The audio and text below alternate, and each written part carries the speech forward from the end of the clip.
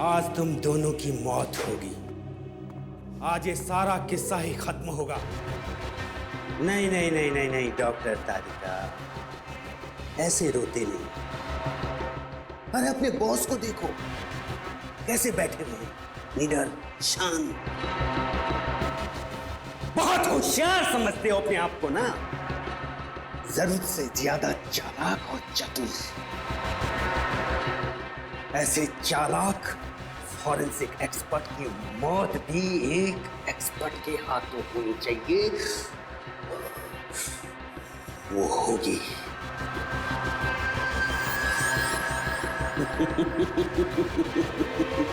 क्या हुआ दे? चुप क्यों? क्या परेशानी है? सर पता नहीं क्यों मेरा दिल नहीं मानता कि ये तीनों खूनी हैं। मैंने इतने साल उनके साथ काम किया है और कितना कुछ सीखा है उनके पास से, लेकिन इस केस की फोरेंसिक जांच उन्होंने ठीक से नहीं की। 10 सितंबर को कमरा नंबर 111 में कौन ठहरा हुआ था? वो हमारे असिस्टेंट मैनेजर अंगद को दिया गया है। अरे ये तो वही है, विजय सर को बुलाता हूँ।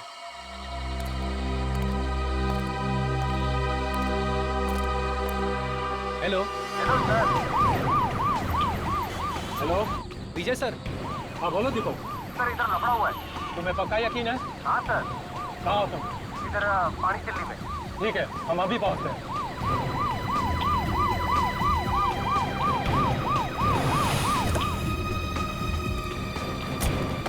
सर कहाँ है गाड़ी?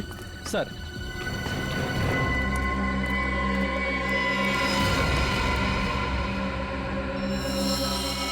आदमी भी वही है और गाड़ी भी वही है। क्या पकड़ो उसे? इंस्पेक्टर विजय क्या हो रहा है यहाँ पे? आप प्लीज यहाँ से चले जाइए। नहीं मैं नहीं जा सकता, मुझे उससे काम है।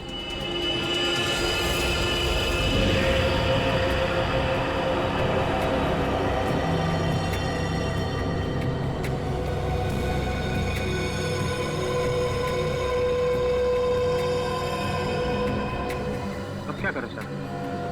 सीआईडी को फोन करना पड़ेगा।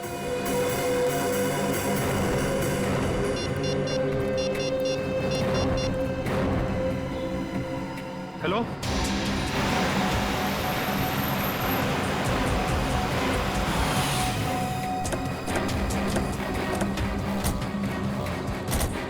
Hello sir. अंगद कहाँ है? सर गाड़ी के अंदर।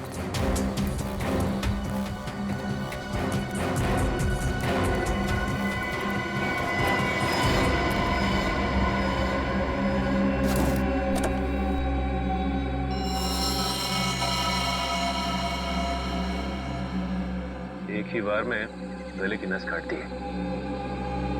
लगता है सर मरे हुए काफी समय हो गया। देखो गाड़ी में और क्या क्या मिलता है।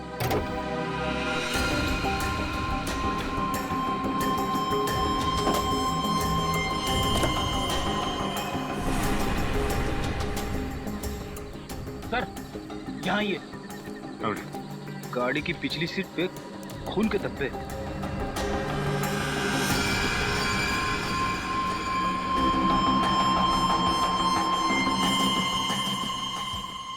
सर अंगद की लाश तो ड्राइवर सीट पर है, फिर गाड़ी के पीछे वाली सीट पर खून के धब्बे कैसे हैं? हाँ पुली, ये बात तो है। आपको कैसे पता चला कि इंद्रानी और रक्षिता के मर्डर केस में अंगद का कनेक्शन? दरअसल बात यह है सर कि 10 सितंबर की रात को मैंने इस आदमी को डॉक्टर सलूनके के साथ देखा। अभी जिंदा था। वो 10 सितंबर की रात हम जेल से फरार दो कैदी टीकू और जग्गू का पीछा करते हुए वार्ड वो हम पर लगातार फायर कर रहे थे। वहाँ पार्क की हुई एक गाड़ी के पीछे से भागते हुए वो जंगल में छिप गए। जब मैं उस गाड़ी के पास पहुंचा तो डॉक्टर सालुंके को उस गाड़ी से निकलते देख मैं आश्चर्यचकित रह गया। इंस्पेक्टर विजय क्या हो रहा है यहाँ पर? सर हम कुछ क्रिमिनल्स का पीछा कर रहे हैं। आपकी जान को भी खतरा हो सकता है। आप प्लीज यहाँ से चले जाइए। नहीं मैं नहीं जा सकता, मुझे उससे काम है। सर मैंने कहा ना, आपकी जान को भी खतरा हो सकता है। प्लीज आप चले जाइए और उन्हें भी अपने साथ ले जाइए।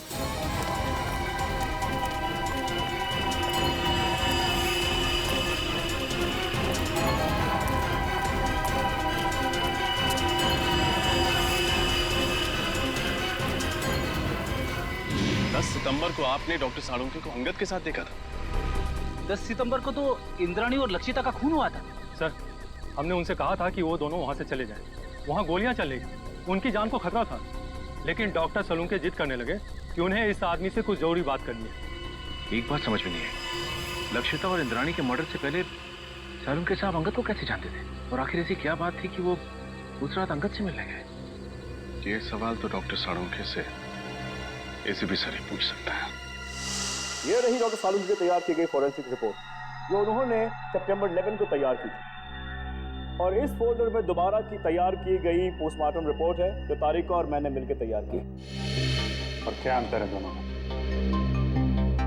डॉक्टर सालुंके की रिपोर्ट के मुताबिक इंद्राणी और लक्षिता का खून रात 9 और 11 बजे के बीच हुआ, जबकि सच तो यह है कि दोनों की मौत रात 8 बजे के पहले हो चुकी थी। क्या? 10 सितंबर की रात को मैंने इस आदमी को डॉक्टर सलूनके के साथ देखा था।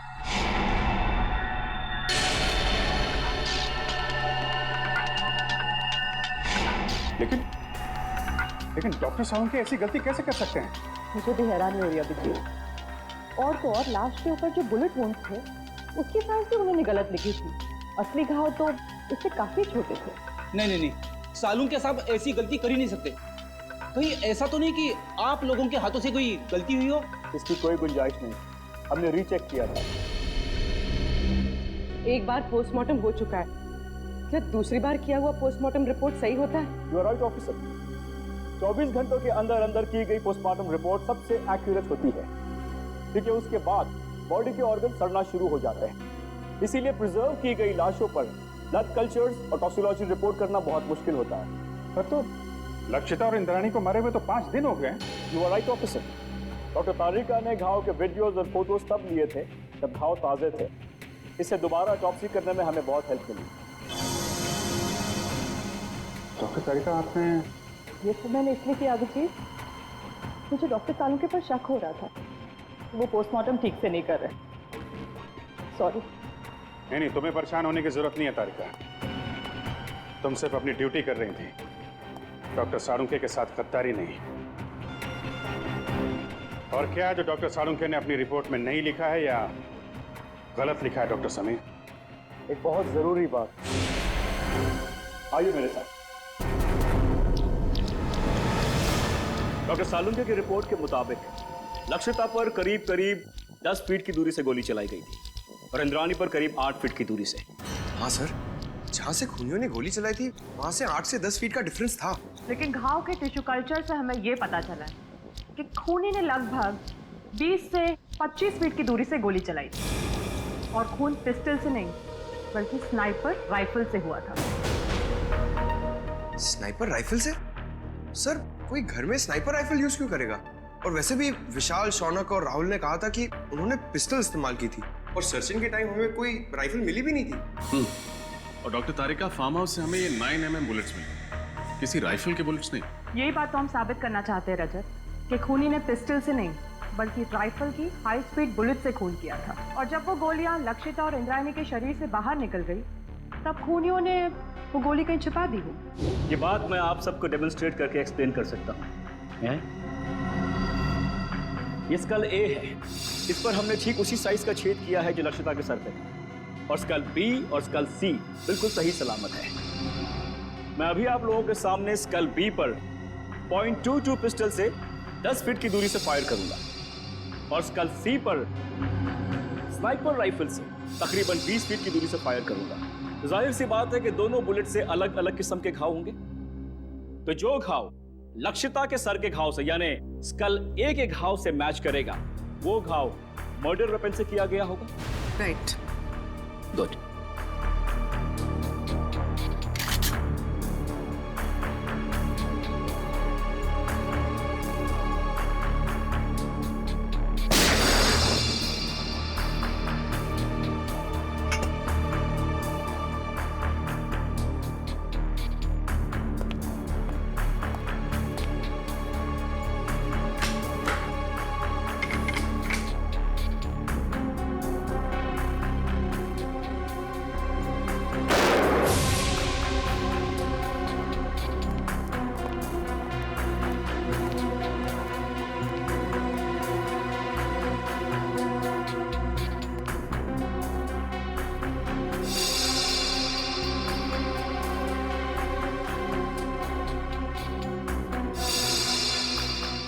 उनका कहना बिल्कुल सही है सर। दोनों का खून राइफल से ही किया गया। हाई स्पीड बुलेट से जो घाव स्कल पर हुआ है, वही घाव लक्षिता के सर पर भी था। विश्वास नहीं हो रहा है सारू के साथ ने इतना बड़ा झूठ बोला हमसे। विशाल, शौनक और राहुल को लेकर आओ। उन्हें फार्म हाउस लेके चलते हैं, देखते हैं एग्जैक्टली वहां पे क्या हुआ था।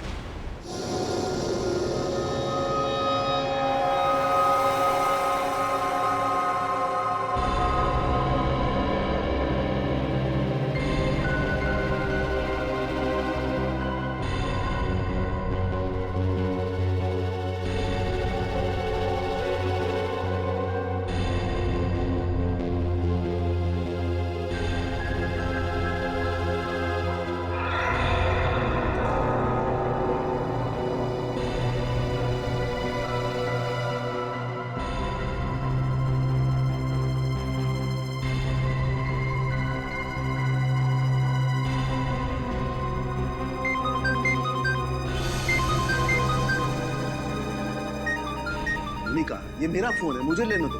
डॉक्टर सालुंके, आप शांत हो जाइए। अगर आप इतना चिल्लाएंगे तो आपका बीपी हाई हो जाएगा। Private number? हेलो जी, 1 मिनट, आपके लिए फोन। ठीक है। हेलो, कहाँ हो तुम? मैं दोपहर से तुम्हारा इंतजार कर रहा हूँ, फोन क्यों नहीं किया? देखो, हाँ मुझे याद है सब कुछ, दोहराने की जरूरत नहीं है। आ रहा हूं मैं वहां पर। क्या तुम्हारा दिमाग खराब हो गया? देखो, जो कुछ करना है मेरे साथ करना, उसे कुछ भी नहीं होना चाहिए। हाँ ठीक है, आ रहा हूं मैं।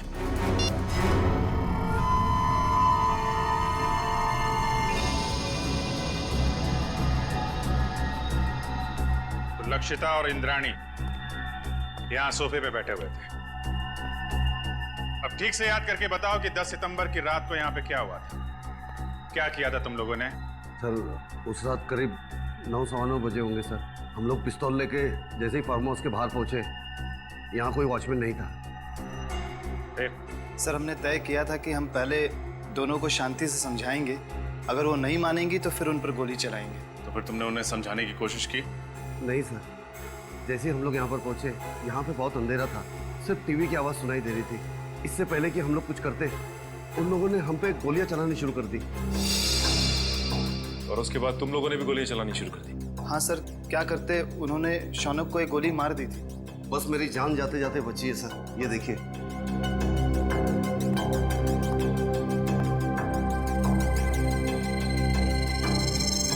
जब तुम्हें ये गोली लगी तो तुम कहाँ खड़े थे? यहाँ सर, मैं यहाँ खड़ा था सर।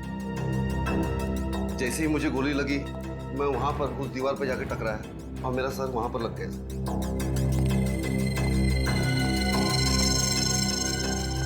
यहाँ पे गोली लगी तो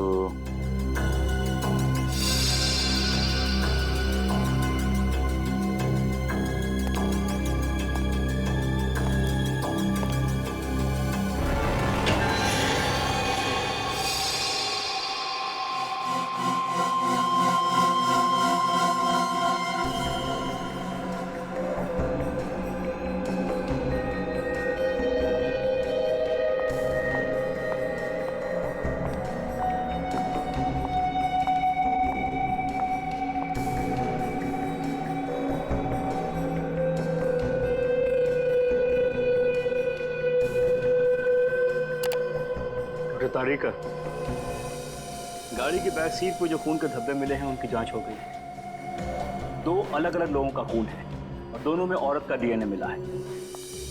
हैव अ लुक। दोनों औरतों की उम्र 45 से ज्यादा नहीं होगी। डॉक्टर समीर, क्या आपको पूरा यकीन है कि इसमें और कोई तीसरे आदमी का डीएनए सैंपल नहीं है? दूसरी बार डीएनए जांच में कोई गलती नहीं होनी चाहिए। I am very sure doctor, मेरा टेस्ट गलत नहीं हो सकता है। ओके। अच्छा, आपने अभी कहा कि दोनों औरतों की उम्र लगभग 45 साल है, राइट? या 45। तो कहीं ये डीएनए इंद्राणी और लक्षिता का तो नहीं?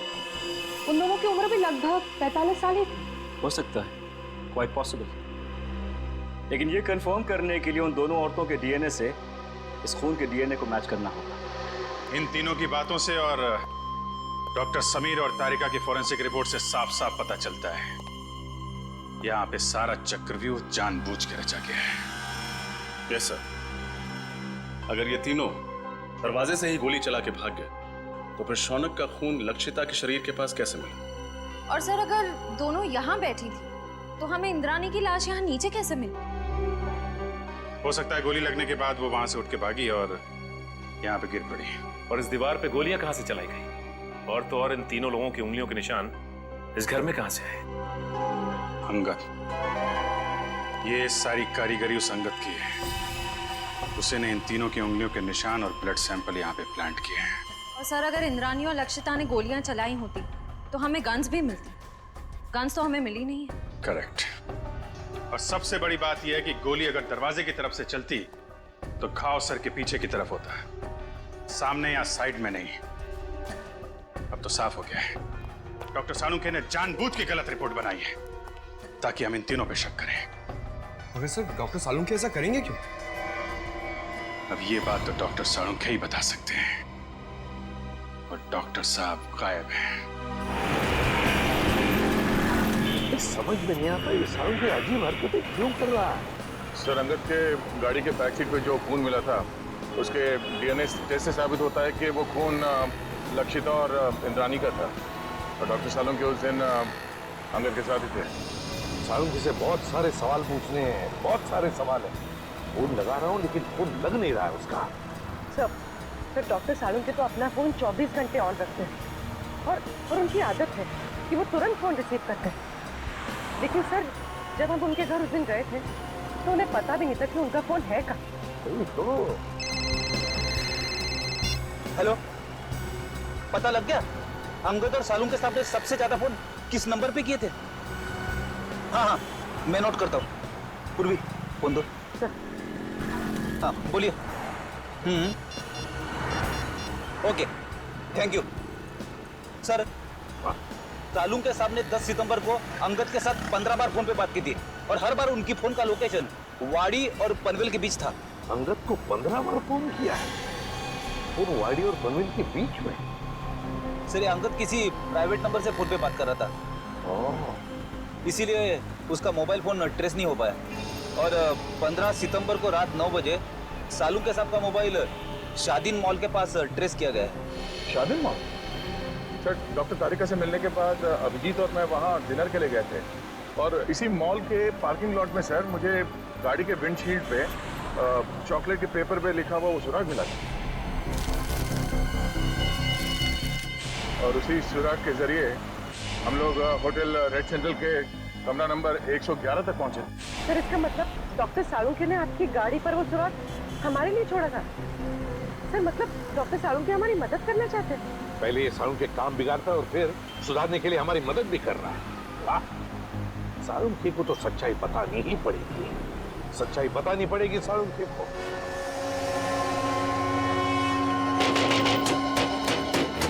सालुंखे! सालुंखे! डॉक्टर साहब! सालुंखे साहब! सर दरवाजा तोड़ दूं? तोड़ दो। डॉक्टर साहब! सालुंखे! सालुंखे! देखो उसे, देखो।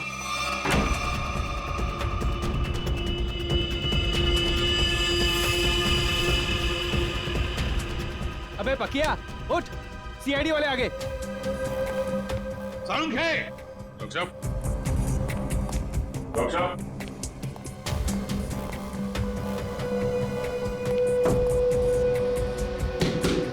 सालुंखे साहब!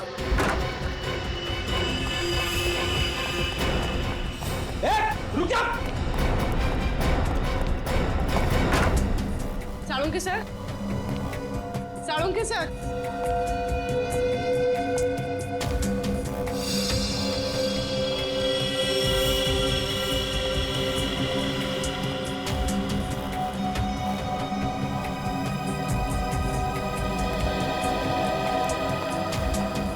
सालुंखे गायब है ना? क्या शक था मुझे यही होगा। सर ये क्या है? साळुंखे का पुराना शौक लकड़ी के मॉडल्स बनाना।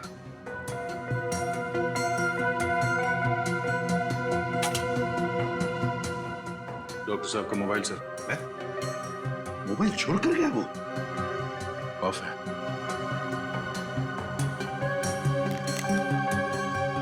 सर इसमें ना तो बैटरी है ना सिम कार्ड। बैटरी भी नहीं, सिम कार्ड भी नहीं। सर साळुंखे सर तो कहीं नहीं, मगर अंदर के कमरे में काफी सारे मॉनिटर्स का सेटअप लगा है, सीसीटीवी मॉनिटर। CCTV monitors?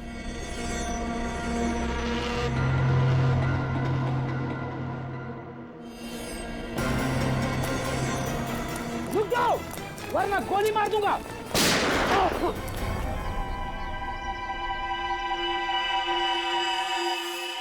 बच गया। बच गया। लेकिन अब नहीं बचोगे बच्चू।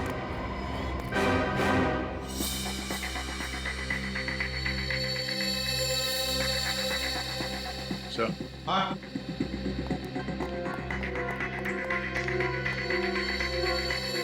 ये देखिए सर, खुफिया कैमरा। लगता है कोई डॉक्टर साळुंखे के ऊपर नजर रखे हुए था। सर और ये मोनिका भी कहीं दिखाई नहीं दे रही। सर मुझे लगता है साळुंखे सर को ये कहीं लेकर गई होगी सर। कहाँ? ये दोनों बताएंगे सर। हमें कुछ नहीं मालूम साहब। क्या जानते हो तुम? साहब कुछ नहीं जानते सर। कुछ नहीं जानते? कुछ नहीं जानते? साहब हम तो सिर्फ घर की देखभाल करते हैं साहब। डॉक्टर साळुंखे और मैडम मोनिका के जाने के बाद घर में कोई ना देख पाए सर। डॉक्टर साळुंखे कहाँ है? हमें कुछ नहीं मालूम सर। तो छोटे मोटे टपोरी है सर। हमें कहा गया था इस घर पे नजर रख के, और जब भी कोई इधर ताक झाक करे तो हमें खबर कर दे। तुमने अभी तक ये नहीं बताया कि डॉक्टर साळुंखे और मोनिका कहाँ है? बताओ। कैसे बताए सर? हमें खुद को नहीं पता। हमें तो इतना पता है कि जब तक राहुल, शौनक और विशाल को अदालत सजा नहीं दे देती तब तक डॉक्टर साळुंखे को अपने कब्जे में रखने का है। सर हमने आपको सब कुछ बता दिया है सर, अपना जुर्म भी कबूल कर लिया है सर। और सर ये भी बता दिया है कि हमने लक्षिता और इंद्राणी का खून कैसे किया, फिर हमें यहाँ क्यों बिठा के रखा है। ये बताने के लिए कि इंद्राणी और लक्षिता का खून तुम लोगों ने नहीं किया। क्या? पर सर हमने तो सर अपने हाथों से लक्षिता और इंद्राणिया पे गोली चलाई थी सर। हाँ लेकिन वो दोनों पहले से ही मर चुकी थी। क्या? वो दोनों मर चुके थे? हाँ, मैं समझाता हूँ। तुम तीनों ने गोलियां जरूर चलाई थी इंद्राणी और लक्षिता पर उनकी मौत जिन गोलियों से हुई वो गोलियां तुम लोगों ने नहीं चलाई। तो फिर वो गोलियां किसने चलाई? उस खूनी ने चलाई थी गोलियां जो तुम्हें इन दोनों के खून में फंसाना चाहता था। सर अगर हमने खून नहीं किया तो फिर हम जा सकते हैं सर? नहीं, तुम लोगों ने खून नहीं किया, पर खून करने की कोशिश जरूर की है और इसकी सजा तुम्हें जरूर मिलेगी। देखो अगर तुम तीनों लंबी सजा से बचना चाहते हो तो तुम तीनों को हमारी मदद करनी होगी ताकि असली गुनहगार पकड़ा जा सके। करेंगे सर, आप जो कहेंगे करेंगे। हम लोग तीनों आपकी पूरी मदद करेंगे सर। और एक बात बताओ, क्या तुम लोगों का ऐसा कोई दुश्मन है जिसे फायदा हो तुम तीनों को फांसी पे चढ़ाकर? सर दुश्मन तो वैसे कई है। हम लोग जिस धंधे में काम करते हैं वहां पर सर दोस्त कम दुश्मन ज्यादा होते हैं। किस किस का नाम ले सर? सर इन तीनों को फंसाने के लिए खूनी को पहले से मालूम होना चाहिए था कि उस रात ये लोग लक्षिता और इंद्राणी का खून करने जाने वाले हैं। ये बात तो है दया, कोई तो जरूर जानता होगा। एक बात बताओ, कौन जानता था तुम्हारे इस प्लान के बारे में कि तुम उस फार्म हाउस पर जाने वाले हो? नहीं सर, ये बात तो हमने राजी रखी थी। वैसे ये प्लान तुम लोगों ने बनाया कहां पर? हा? सर होटल रेड सेंट्रल में। अंगद के कमरे में?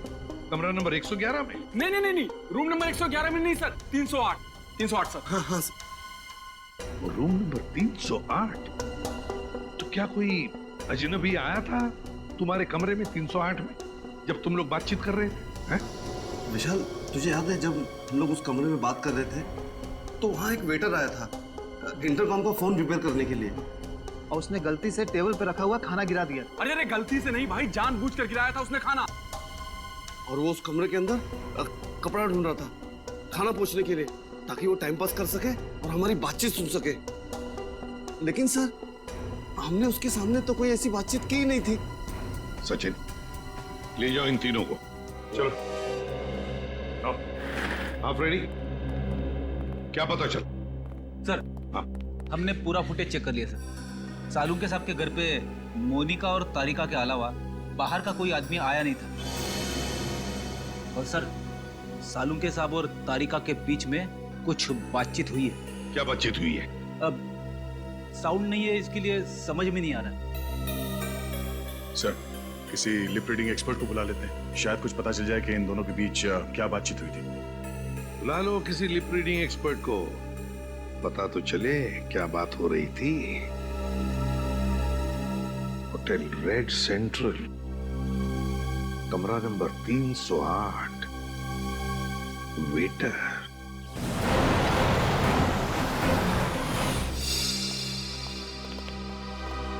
हेलो सर, आप लोग फिर से यहाँ?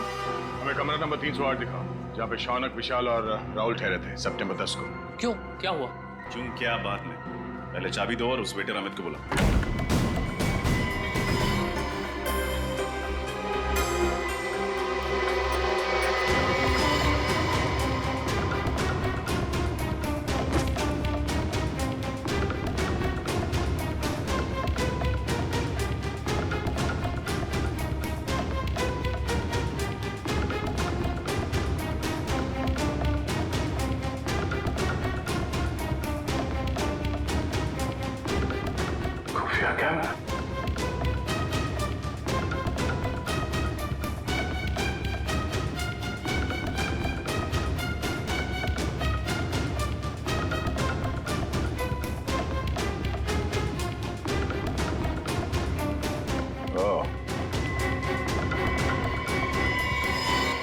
ये देखो, खुफिया कैमरा और ये बग। इन चीजों के जरिए खूनी शौनक और उसके साथियों का प्लान सुन रहा था। सर, अमित आ गया। आइए अमित जी, आइए। हाँ, बैठ बैठ इधर।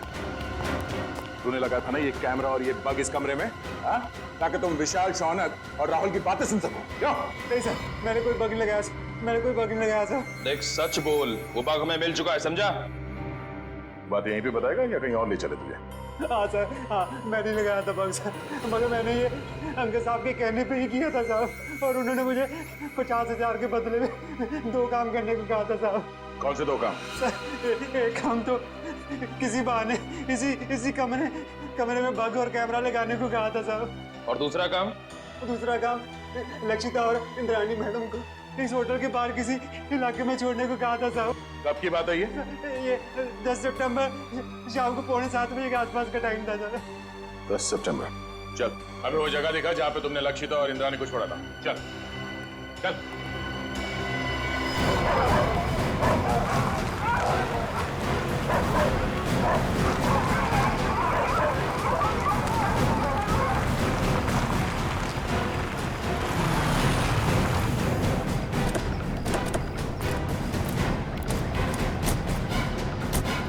सर, यहाँ पे छोड़ा था मैंने, और सर वो दोनों वहाँ पे खड़े थे, वहाँ पे। कुछ बात कर रहे थे वो? हाँ सर, बहुत ही गुस्से में बात कर रहे थे सर। कह रहे थे कि वो हमें धमकाने की कोशिश कर सकता है, अगर उसने दगाबाजी करने की कोशिश की तो हम भी उसे छोड़ेंगे नहीं। लेकिन सर बाद में होटल में चला गया, उसके बाद क्या कुछ हुआ मेरे को सर पता नहीं। सर, इंस्पेक्टर विजय ने डॉक्टर सालुंखे और अंगद की गाड़ी को आखिरी बार यहीं आगे पास में ही देखा, और बाद में गाड़ी की बैक सीट पर उन दोनों औरतों के खून के निशान भी मिले।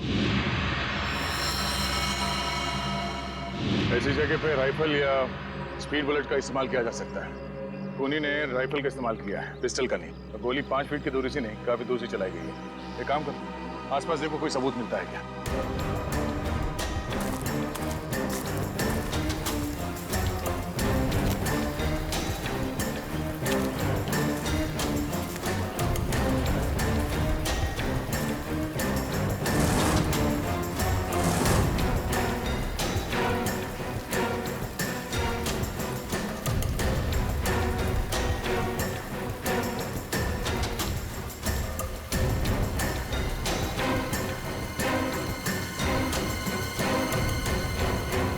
दो गोली और इस पे खून भी लगा हुआ है।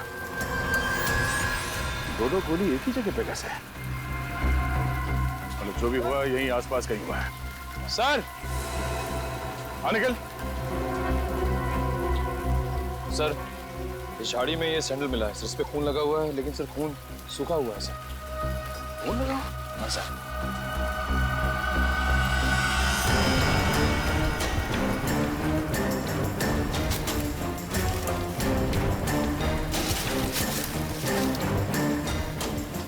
सर ये तो लक्षिता मैडम का बैग है, मुझे अच्छी तरह से याद है। उस दिन होटल में वो यही बैग लेकर आई थी। लक्षिता मैडम का बैग? कैसे? ये खून लगा हुआ है, इस बैग पे जो उंगलियों के निशान हैं जरूर उस खूनी के होंगे। और वो खूनी भी ज्यादा दूर नहीं गया होगा।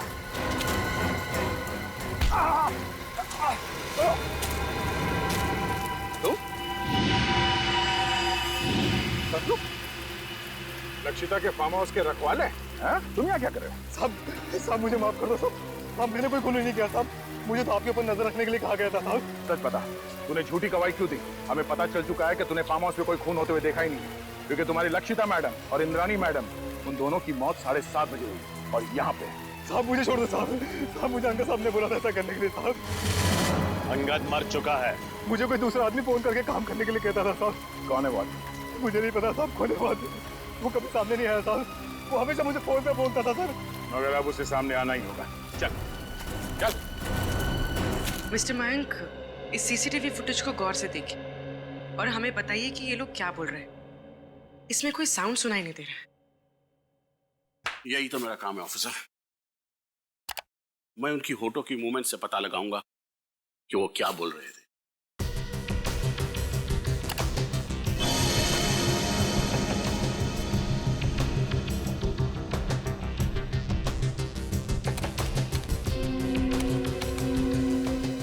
ACP sir,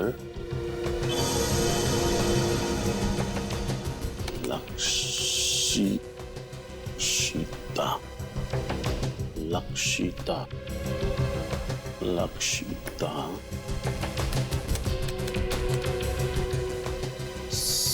CID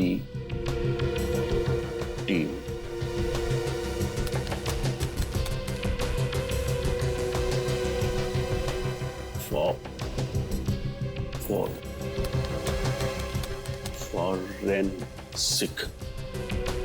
forensic. Abhijit, उस प्लॉट पर से जो पर्स मिला, उस पर जो उंगलियों के निशान है वो खूनी के ही हैं। सर ये खूनी बहुत चालाक है, काम होने के बाद अपने आदमियों को भी मार डालता है। अंगद के अलावा किसी और को कुछ मालूम नहीं था उसके बारे में, इसलिए लक्षिता और इंद्राणी को मारने के बाद उसने अंगद का भी खून कर दिया। और इसीलिए अभिजीत, मुझे साळुंखे की चिंता हो रही है, उसकी भी जान को खतरा हो सकता है। समझ में नहीं आता गया कहाँ। हाँ, मैं कुछ मिला क्या? सर कोशिश कर रहा हूँ सर। सर ये मोनिका मुझे नर्स नहीं एक क्रिमिनल लगती है, जरूर यही साळुंखे साहब को कहीं ले गई होगी। हाँ, और ये तारिका, ये साळुंखे के घर क्यों गई थी उससे मिलने? और ये बात उसने हमें बताई भी नहीं। सर ये देखिए, तो डॉक्टर तारिका डॉक्टर साळुंखे से माफी मांग रही है और कह रही है ACP सर और पूरी CID team Lakshita Indrayani murder case में की गई आपकी फॉरेंसिक जांच पर शक कर रही है। सॉरी सर, ये सब मेरी वजह से हो रहा है।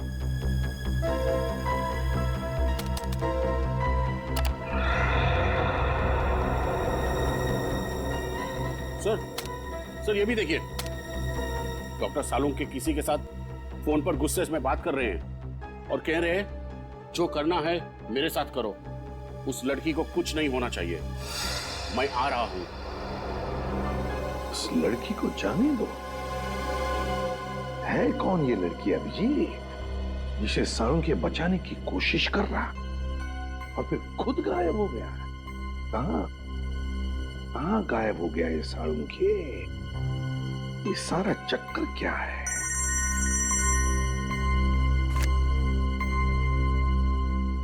डॉक्टर डॉक्टर समीर, ये देखिए सर, ये तो हाई स्पीड बुलेट है। यस सर, और ये .22 कैलिबर की राइफल से फायर की गई थी। लक्षिता और इंद्राणी के शरीर पर जो घाव थे वो इन्हीं बुलेट से हुए थे सर। ओह,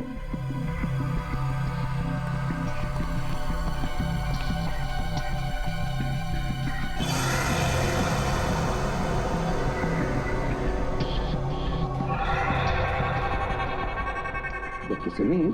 यस सर। ये अंगूठे का निशान है ना? Yes sir. ये ऐसे धुंधले क्यों है ये निशान? ये ठीक से मिले नहीं? नो सर, ये धुंधला नहीं, ये निशान ऐसे ही है। I explain. ये देखिए सर, फोन से सनी हुई बाकी उंगलियों के निशान हैं इस बैग पर, लेकिन अंगूठे का निशान नहीं है सर।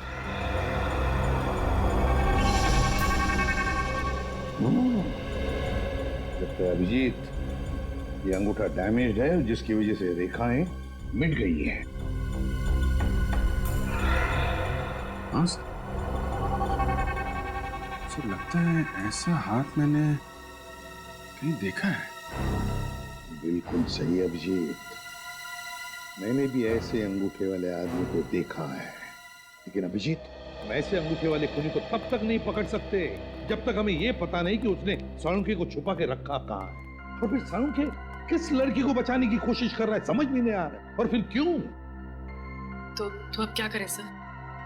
कुछ तो जरूर करेंगे, कुछ तो जरूर करेंगे। साळुंखे को तो ढूंढना ही है। जरा सोचो, साळुंखे ने फोरेंसिक का रिपोर्ट गलत बनाया था ताकि हम उस पर शक करें। और फिर उन्होंने दया के लिए होटल रेड सेंट्रल का सुराग छोड़ा, उसकी गाड़ी के वाइपर पे। उन्हें पता था कि हम उनके घर पे पूछताछ करने जरूर जाएंगे और हमें पता चल जाएगा कि उनके घर पे सीसीटीवी कैमरे लगाए गए। सर, डॉक्टर साळुंखे ने हर कदम पे बहुत होशियारी से हमारे लिए सुराग छोड़े हैं, तो अपने घर पे कोई ना कोई सुराग छोड़े बगैर तो जा नहीं सकते सर। लेकिन सर, हमें उनके घर पर ऐसा कुछ भी नहीं मिला था।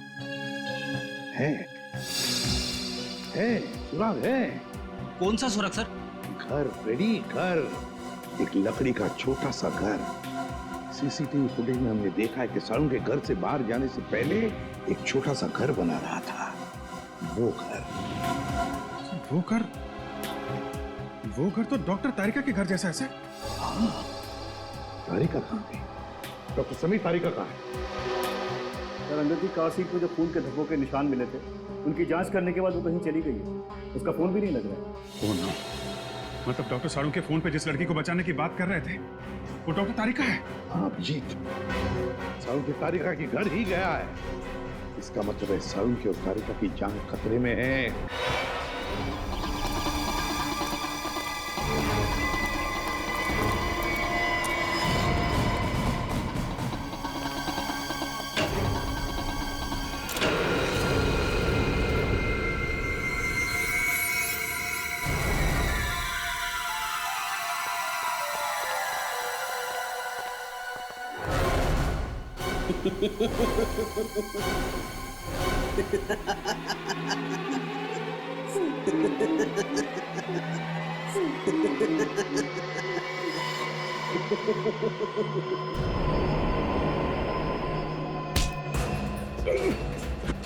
इंजेक्शन दे दो तुषार, हर किसी नहीं, सीआईडी मुझे जिंदा कभी नहीं पकड़ सकती है।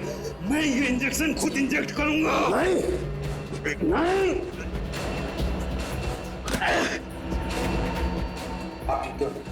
तुम ठीक हो डॉक्टर तारिका? बहुत होशियारी दिखा दी तुमने तुषार। तो पता मेरे साथी मोनिका कहाँ? मैंने सिर्फ जहर का इंजेक्शन दिया है, साथी तक को नहीं छोड़ा। पंकज, जल्दी से मोनिका के पास जा और से हॉस्पिटल पहुंचा।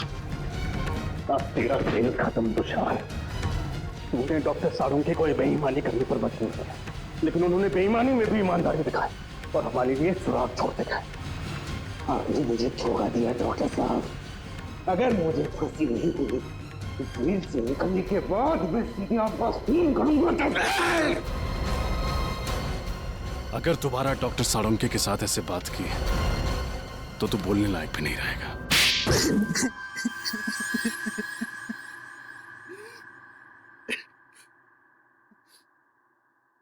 कितनी मेहनत से मैंने ये पूरा प्लान तैयार किया था।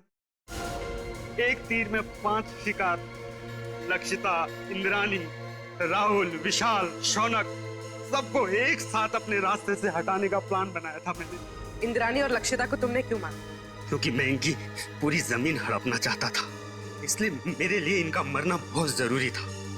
मैंने इन्हें इस तरीके से मारा कि इनके खून के इल्जाम में ये तीनों फंस जाएं और इन्हें फांसी की सजा हो जाए, क्योंकि इन तीनों ने लक्षिता और इंद्राणी को जान से मारने की धमकी दी थी।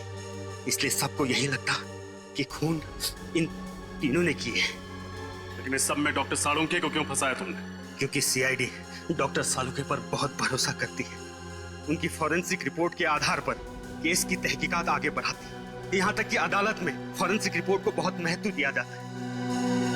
इसलिए मैंने डॉक्टर सालुंखे को गलत फॉरेंसिक रिपोर्ट बनाने के लिए मजबूर किया। तुम्हारा दिमाग खराब है? तुमने पूरी की पूरी सीआईडी टीम के पीछे अपने स्नाइपर लगा रखे? वो भी बहुत अच्छे स्नाइपर। इनका निशाना कभी चूकता नहीं है डॉक्टर साहब। इसलिए मेरे कहे अनुसार अगर आपने इस मर्डर केस में इस फॉरेंसिक रिपोर्ट में बदलाव नहीं किया ना तो क्या? तो मैं आपकी पूरी सीआईडी टीम को एक साथ एक समय मरवा डालूंगा। मेरी मदद करेंगे ना? देखो तुम, आप मेरी मदद करेंगे। अगर आपने एक भी सीआईडी ऑफिसर को इन्फॉर्म करने की कोशिश की ना तो मैं पूरी की पूरी सीआईडी टीम को खत्म कर दूंगा। जरा सोचिए डॉक्टर साहब, 16 साल पुराने आपके दोस्त और सीआईडी टीम, इन सब की मौत के जिम्मेदार आप होंगे। आप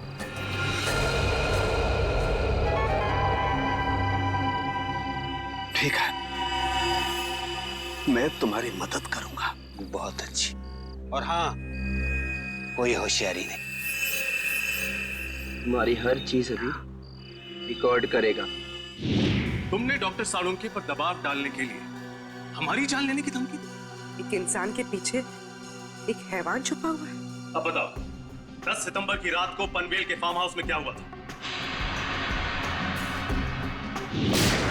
मुझे पता था अंधेरे में गोलियां चलाने के बाद राहुल, शौनक और विशाल को यही लगेगा कि उन्होंने लक्षिता और इंद्राणी को मार डाला है। जब वो वहां से भाग रहे थे तब मैंने वॉचमैन संतरू का इस्तेमाल किया। मुझे एक चश्मदीद गवाह की जरूरत थी जिसके बयान पर सीआईडी भी भरोसा करती और जो बाद में अदालत में भी तीनों के खिलाफ गवाही देता। प्लान तो तुमने बहुत मेहनत से बनाया था, लेकिन डॉक्टर सालुंखे की होशियारी और हमारी टीम की सूझबूझ और एकता के कारण तुम्हारा प्लान कामयाब नहीं हुआ। अब तुम्हारे खिलाफ ऐसा केस तैयार करेंगे कि इस डबल मर्डर के लिए तुम्हें फांसी ही होगी।